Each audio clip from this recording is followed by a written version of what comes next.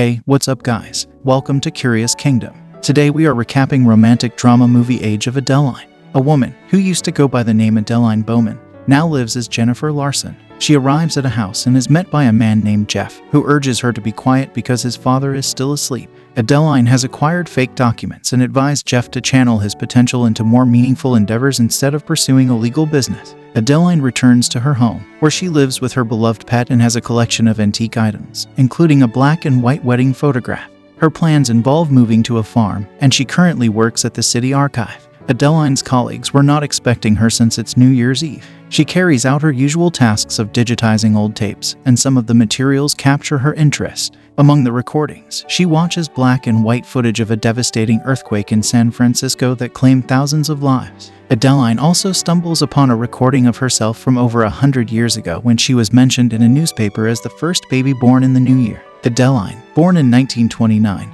was her parents' only daughter. In 1932, while taking a walk with her mother near a bridge, Adeline met a young engineer, Clarence Prescott. 3 years later, they got married, and they had a daughter named Fleming, named after her maternal grandmother. Tragedy struck on February 17, 1937, as two engineers, including Adeline's husband, lost their lives in a construction cable collapse on the bridge. 10 months after her husband's passing, Adeline was on her way to her parents' house in the northern part of the state, where her 5-year-old daughter awaited. And then, something incredible happened. In California, during a snowstorm, Adeline lost control of her car and was involved in an accident that sent the vehicle off a bridge. Plunging into the icy water, she entered a state of hypoxic shock, with her breathing disrupted and her heart rate slowing. Within 2 minutes, Adeline's body temperature dropped to 30 degrees, and her heart stopped beating. At that moment, lightning struck the car. The first 2 lightning strikes brought Adeline out of shock. And when the lightning struck her for the 3rd time, something extraordinary happened. Adeline's body became immune to the aging process. From that point on, she remained forever young for several decades. She attributed her agelessness to a proper diet and carefully chosen cosmetics, making her and her daughter appear as sisters. However, her situation became complicated when Adeline accidentally violated rules related to her prenatal movement. A police officer, skeptical of her claim to be 45 years old and suspecting fake documents, prompted her to return to San Francisco and enroll in medical college in search of answers. Eventually, she concluded that there was no scientific explanation for her unique condition. In time, the FBI took an interest in her case. They reassured her that they only intended to conduct a few medical tests. But when they brought her to a military base, Adeline panicked. She managed to escape the car, packed essential belongings, and said goodbye to her daughter. Adeline planned to go into hiding, assuming new names and residences every decade. In the current timeline, in 7 days, Jennifer would vanish forever and Susan would emerge to live on a farm. Adeline had kept her extraordinary secret for 60 years. On that evening, Adeline's friend Reagan called her, inviting her to celebrate the new year at a party in a luxurious hotel. With no prior plans, Adeline accepted the invitation. At the hotel, while Adeline was at the party, she came across an old photograph that she recognized, sparking memories of the past. A man named Dale struck up a conversation with Adeline. He was an artist who had turned down his wealthy family's money and had not achieved fame. Amid the crowd, Adeline noticed a handsome man. Later, her daughter called to wish her a happy new year, and they agreed to meet the next day. After bidding farewell to her friend, Adeline decided to leave the party early. In the elevator, she found herself with the same man she had noticed in the crowd. She introduced herself as Alice, and a pleasant conversation began. Alice complimented Adeline and flirted with her, to which she responded politely but did not engage in the flirtation.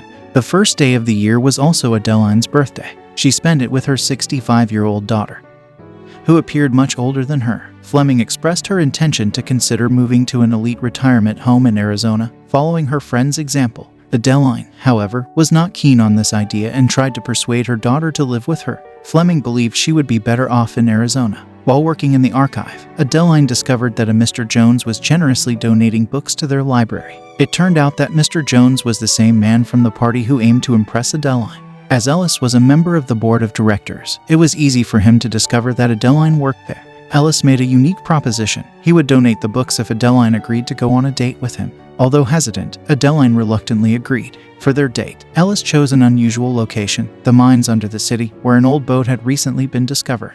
When Ellis asked Adeline to share something about herself, she indicated that it was time to head home. Ellis offered to walk her back. Adeline revealed her plans to relocate, and Ellis convinced her to go on another date with him. The following day, she visited a lawyer to make changes to her account due to her frequent relocation.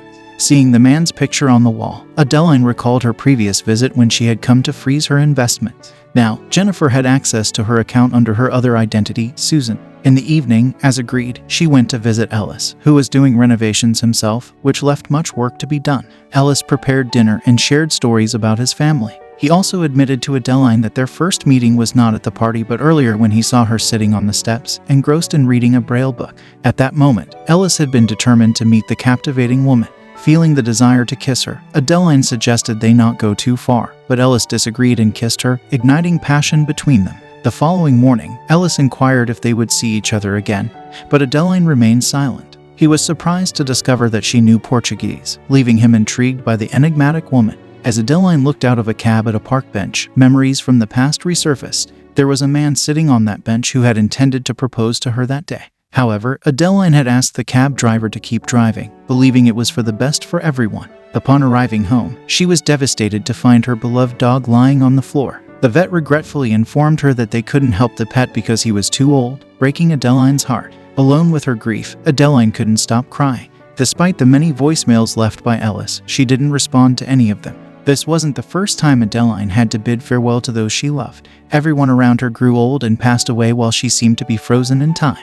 Adeline wept bitterly. One day, Ellis found her on the street after discovering her address at the library. Adeline was straightforward with Ellis, telling him that there couldn't be anything romantic between them. She began preparations for her impending move, gazing at photos of her young daughter. Adeline couldn't believe she had already lived an entire lifetime, and she admitted that she was weary of a life filled with running and deceit. Her daughter, Fleming, believed that it was time for her mother to accept the reality of the situation. Intelligence services were no longer searching for her, as everyone who might have known something had long since passed away. Fleming also thought it was time for her mother to find true love. Adeline took her daughter's advice and apologized to Ellis, understanding if he didn't want to continue their relationship. Soon, they met again, and Adeline took Ellis to a special place. In the 1930s, it had been the most popular cinema in the city. Ellis was amazed that Adeline could speak about that time as if she had been there. Thanks to photoluminescent threads, the ceiling resembled a beautiful starry sky, creating a romantic atmosphere. In this moment, Ellis invited Adeline to his parents' 40th wedding anniversary celebration. The journey was long, and they had to drive all day. On the way, they encountered Ellis's sister, Kiki, who joined them. She turned out to be a very cheerful and sociable girl. Meanwhile, Ellis's father shared his suspicions with his wife, suggesting that their son's girlfriend might be interested in him for his wealth. However, upon seeing the woman, William immediately recognized her and called her by her real name, Adeline Bowman. Jennifer revealed that Adeline Bowman was her mother, and they shared a striking resemblance. According to William, he had met Adeline in London, and the woman lied that Adeline had passed away 6 years ago. This news deeply upset William, and all night he couldn't sleep, recalling his youth when he had helped Adeline, whose car had broken down in the countryside, leading to their initial meeting. The family gathered for breakfast, and William talked about how he had met Adeline, who had been the most amazing person in his life. If not for her, he would never have developed an interest in astronomy and mathematics. Kathy, his wife, was upset, realizing that her husband still harbored love for Adeline, despite their 40 years of marriage. It was their anniversary that day, and William tried to convince his wife that all of that was in the distant past, as Adeline was no longer alive. None of the family members had any inkling that Adeline had been with them all along. In the evening, the family engaged in a word-guessing game, and everyone was astonished by Adeline's erudition. She seemed to possess knowledge about virtually everything. At one point, Ellis recounted a story about his father discovering a comet, which he had named after Adeline.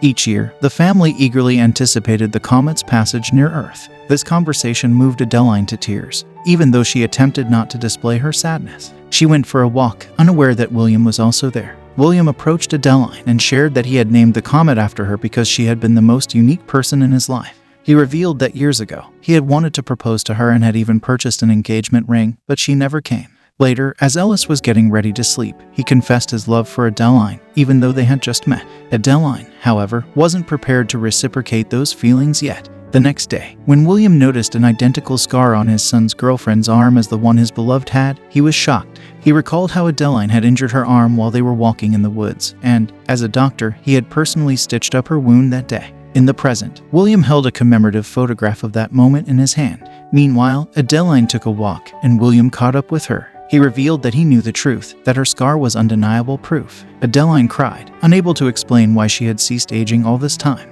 William had thought he was going insane, but now he understood why the love of his life had disappeared from his world.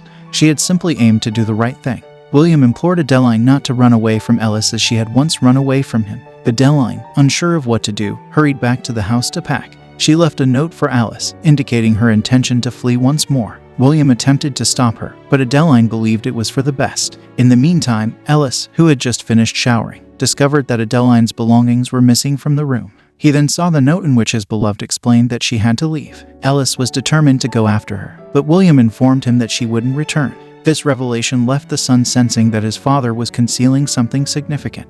Adeline didn't answer Alice's calls, but Ellis still pursued her. On his journey, Adeline thought about those she loved and couldn't hold back tears. Suddenly, she stopped and called her daughter, admitting that she was right. From now on, Adeline would cease running and accept things as they were. Adeline was on the verge of turning back when a pickup truck collided with her car. Her vehicle veered off the road, and she was thrown to the ground. For the first time in 78 years, it snowed in that area. Ellis arrived and hurried to his unconscious beloved. Her body temperature had dropped to 30 degrees, and her heart had ceased beating. Ellis desperately attempted to revive her, but she didn't regain consciousness. He had no idea that Adeline was actually 107 years old.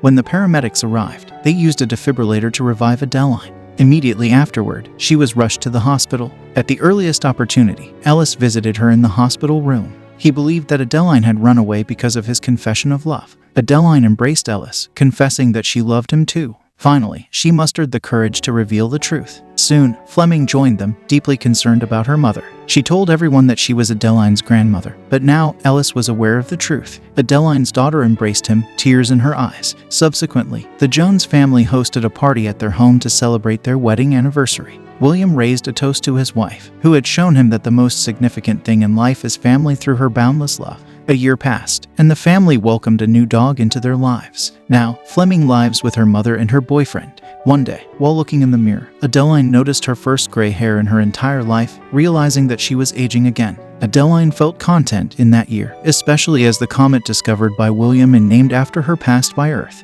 That's all for today, folks. Like, share, and subscribe for more such content. Curious Knight signing off. Stay safe, stay curious.